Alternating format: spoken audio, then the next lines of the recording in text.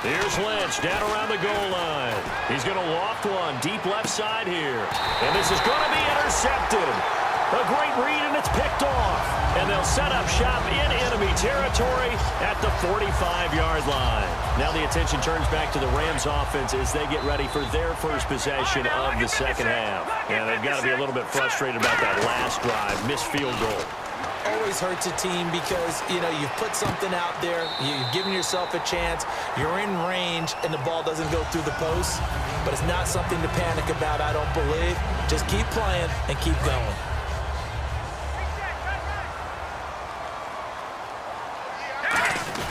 Goff turns and gives to Gurley. So he got free of one tackle but couldn't do a whole lot else. Just a yard on the pickup there, and it'll bring up a 2nd and 9. I do know from experience that when you slow down someone's running game, you're now doing the dictating on defense. And guess what? Now you're getting ready to tee off on their quarterback because they have to throw it all the time. But you still have to be alert for the draws and other plays of that nature to make sure you don't get hurt. They'll come out in the pistol. On 2nd down, here's Goff. This will be caught at about the 3. And he's going to take this one in for a Rams touchdown. Tavon Austin from 21 yards away. And the Rams have tied the game with the extra point to come. And he's able to put it through. Set now to kick this one away, and off it goes. Fielded about a yard deep. And not a bad return here. He gets it out to the 25-yard line. And now out comes Minnesota. And following the interception, just any interception, are you a little bit more cautious when you start that next drive, or no, you just throw that out the window? I think you are. I don't think that there's any way you can run back out there and go, totally didn't affect me. Let's just go ahead and be loose with the football again.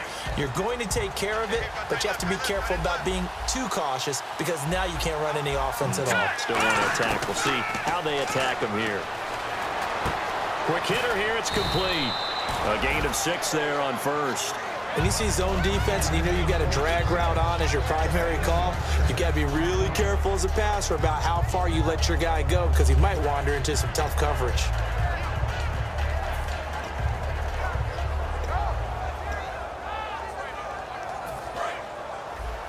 And the D-line pinching together must be expecting the run. Let's go! On 2nd down, here's Lynch. It's caught. Michael Pruitt. And he'll bring it up here to right at the 40-yard line. It's a 9-yard gain, and it keeps the drive moving. And when you're playing a quarterback with some experience and some moxie, you enter the danger zone when you decide to blitz him because if he's able to diagnose as he did on that play, he can hurt you downfield. He reads defenses so well, doesn't he? He really does, and the best part about that play for him, I don't think that was his primary target. I don't think so either. I think he had the read, figured out where the blitz was coming from, and went to a secondary target for a really nice game. Now they'll run it on the toss. And he'll push this forward only to about the 42-yard line. A gain of 3, 2nd down. But I think we know by now that every run is not going to be broken and get all the way to the end zone. But these short ones still have their value. You can still set up your play action and throw the football. You control the clock because you have the ball and they don't. And often the physicality sets the tempo for the game. Lynch looking to throw on 2nd. And he fires one that's intercepted. Picked off by Alec Ogletree. And they take possession 2 yards away from midfield at the 48-yard line. And now out on the field, here comes Los Angeles. And that recipe on their last drive that resulted in a touchdown looked pretty good, so they'll be hoping to do that once more. And it takes me back to when we sat with the offensive coordinator and the head coach. They felt pretty good about their game plan and thought there were some holes in the defense, and they exploited them. And he can't get rid of it. He's taken down. Robert Kimdichie in there to drop him, and his great season continues. 13 sacks for him now on the year.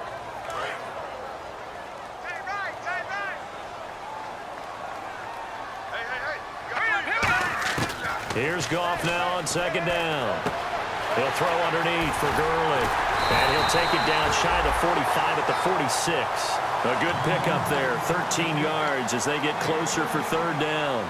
It's funny, throughout the time that we've been together, when we talk with running backs about the ability to catch the ball, their eyes light up when they talk about open field and having one-on-one matchups, don't they? Yeah, they do. That's the reason why. What we just saw, shedding those tackles, and that's what they're used to doing. It is, and it starts at the beginning of the play. One-on-one matchup if someone's trying to cover them, but they also like those one-on-ones downfield after the catch when they're running with the ball. They think they're going to win those too.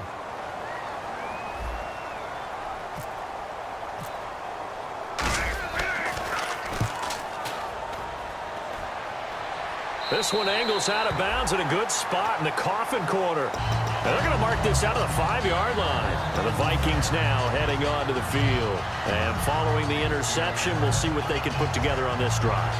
I can hear my old college coach right now. He always used to tell us before every game, the team making the fewest mistakes will win. What they're hoping is that last mistake is their only one of the game. Coaches, that's all they talk about, turnovers, right? Minimizing those and maximizing opportunities. And he's brought down, but not before they get it across the 20-yard line. And that's one of his advantages of a passer, is it not? With his height, setting back there in the pocket, firing it over the middle, he can really see everything clearly. It is, and I know that other quarterbacks get it done different ways, all right? You don't have to be his height to make a great play. But what he does is he takes away having to make those slide steps in the pocket to find angles to throw the ball through. He just throws right over. And for a third time tonight, he's intercepted. A great read, and it's picked off. Here's a Los Angeles offense as they get set to take possession. And a tight game after punting last time. See if they can get something going on this drive. As they head to the field now, with the game this close, you've got to feel there's a sense of urgency for them going on offense right now.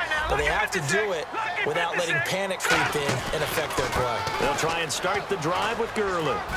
And nowhere really to go there. He'll take this up just shy of midfield. Credit him with a 1-yard gain there to make it 2nd and 9. And third quarter here, you've got the lead. This is where that strong run game can really benefit you. Stayed in bounds there, kept the clock going. I like all the points you just made there. And if you throw the football and it's incomplete, now you've stopped the clock and you've helped out the guys on the other side of the ball. So keep it in the hands of those runners. Keep moving it. Keep grinding clock. Looking for his running back, and he's got him. It's a 4-yard pickup, and just like that, it's third down. Everyone's got to be able to catch the football. Doesn't matter what position you play, but if you're on offense, be aware a ball may come your way.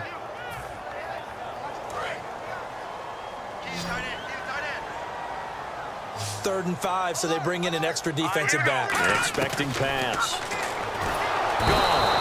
And he's going to be sacked back on his side of the field at the 44. Great job defensively. I think he was trying to go through his progressions, find someone to get rid of the football. Before he knew it, he was on his back. So that just brings us right back to what you said in the beginning. A great job defensively. Nowhere to go with the football. That led to the sack. This is away, and a very good kick angled for the sidelines. Out of bounds and close. The question, was it a touchback? No. They'll say it crossed out at the 2-yard line. And now out comes Minnesota.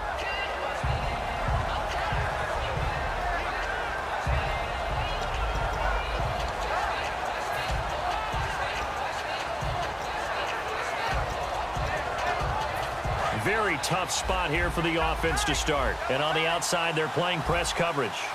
They come out with 1 back and 3 tight ends. The drive starts with C.J. Procise. Officially no gain on the play, and it's 2nd down.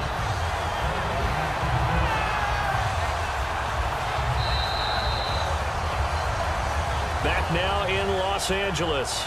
And we've got a dandy here. A 1-point game as we begin the 4th.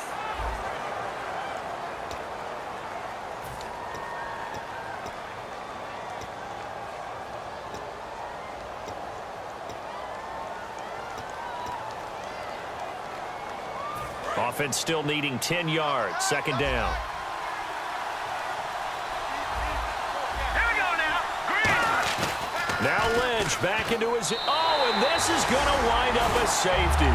And, Charles, at some point, you can't keep worrying about big play. Can this be perfect? You just have to get the ball out of the end zone. And in the offensive huddle, that was discussed when they called the play. Just get out of the end zone. But you know what's interesting? A lot of the times in the defensive huddle, they actually call a set and then say at the end of it, get a safety. So it's preached, it's coached, it's thought about.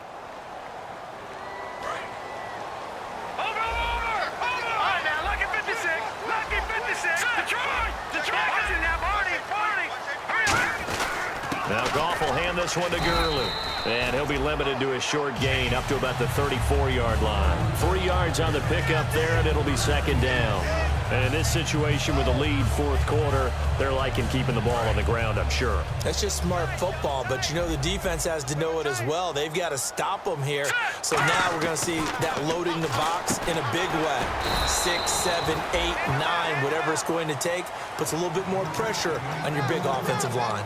An ex-teammate used to tell me all the time, I hate experienced quarterbacks because no matter what, you really can't hide what you're doing. And I think that right there, he knew right away where the blitz was coming from, where his primary guy was going to be, and he ended up going to a secondary target for a nice game. I was just going to ask you, that wasn't the primary target.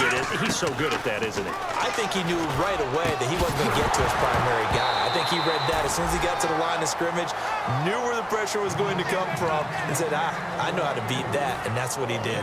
As tight ends go, he might not provide the super flashy plays very often, but he's pretty reliable, usually an excellent target, and normally catches what's thrown to him, but he didn't on that play. And he gets it away, and it's a laser headed for the sidelines. And this will be up to the ruling of the side judge here. He says it crossed out of bounds at the 16-yard line. And now out comes Minnesota. And last time they surrendered the safety, we know they don't want to do that again. That is just one of those oddities in scoring that we get, and it's just so strange to see that go up on the board, and then you got to make sure that that doesn't happen to your team again. They've got to take care of the ball. But, boy, it juices up the defense. Oh, without a doubt. That's a great way to score some points. It's always tough for the guys throwing the football when they think they've got a completion, and the ball's almost there, and then someone sneaks a hand or two in and bats it away. So the incomplete pass brings up second down.